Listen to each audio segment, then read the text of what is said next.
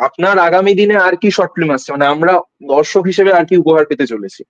কালী পুজোর সময়, মানে এই দুর্গাপুজোর পরে যে কালী পুজো আসছে, কালী পুজোতে আমাদের একটি ছবি আসছে যার নাম অডিশন।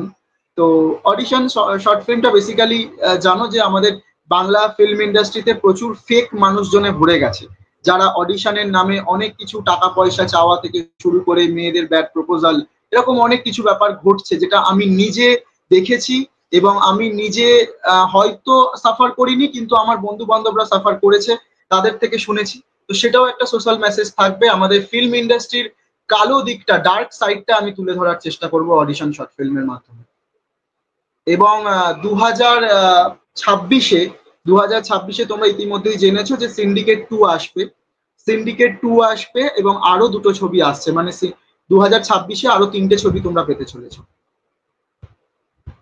যাক ভালো, তাহলে 2026 এসডি এন্টারটেনমেন্ট এবং তার দর্শকের জন্য জমজমাট হতে চলেছে।